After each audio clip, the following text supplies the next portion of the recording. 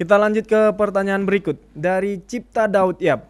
Ini hampir setiap episode dia ada ya pendeta ya. Selamat malam, saya mau bertanya 2 Petrus 2 ayat 7.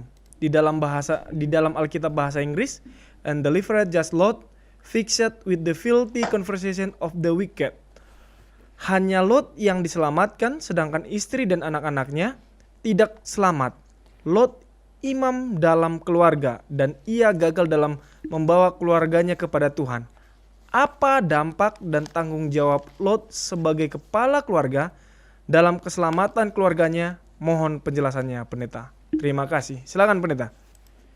Terima kasih banyak, Bapak Cipta Daud Yap. Kita baca lagi ayatnya. Tadi disebutkan dalam bahasa Inggris.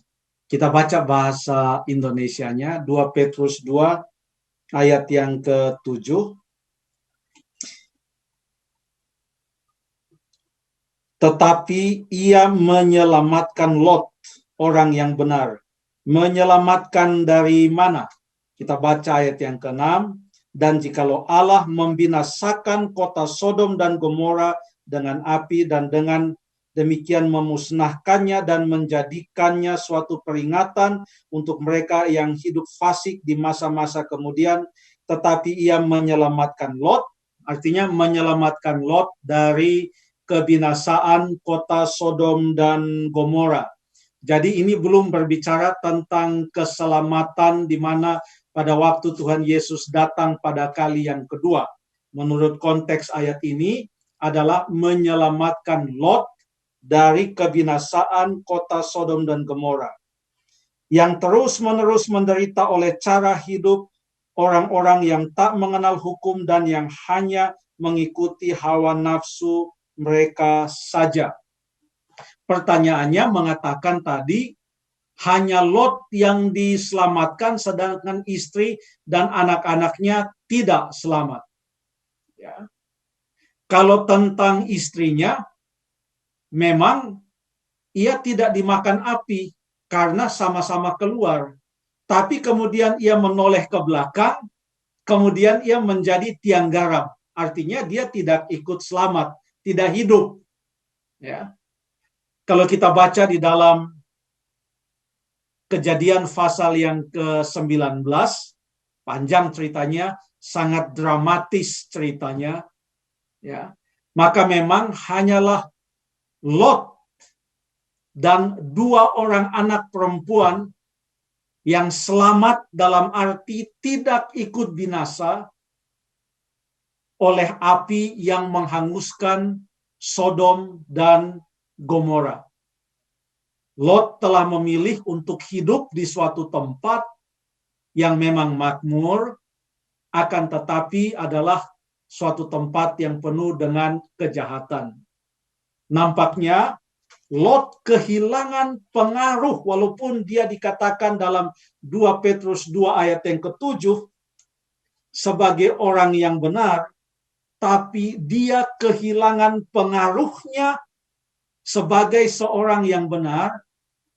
Terbukti dengan pada waktu ia keluar dari Sodom dan Gomora, kedua orang malaikat itu bertanya kepada Lot. Sekarang saya sudah ada di Kejadian 19 ayat 12. Kedua orang itu berkata kepada Lot, dikatakan kedua orang, mereka kelihatan seperti orang, tapi di dalam ayat 1 Kejadian 19 ayat 1 mengatakan kedua malaikat. Jadi kedua malaikat yang nampak seperti orang biasa. Kedua orang itu berkata kepada Lot, siapakah kaummu yang ada di sini lagi? Menantu atau anakmu laki-laki, anakmu perempuan, atau siapa saja kaummu di kota ini, bawalah mereka keluar dari tempat ini. Mengapa sampai malaikat-malaikat ini bertanya, kalau boleh bawa lagi, siapa saja yang kamu kenal yang ada di kota ini, bawa supaya mereka keluar dari tempat ini. Rupa-rupanya telah terjadi tawar-menawar antara Abraham dengan Tuhan di pasal yang ke-18. Abraham bertanya, sekiranya ada sekian banyak orang benar, Dia mulai dari 50. Kemudian dia turun sampai ke 45. Lalu kemudian 40. Ini mulai ayat pasal 18 ayat 26 sampai 33. Lalu Abraham bertanya, bagaimana kalau ada 30?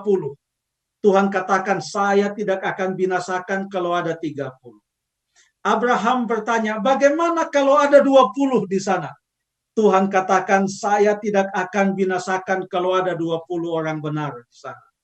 Lalu kemudian Abraham bertanya, bagaimana kalau ada 10?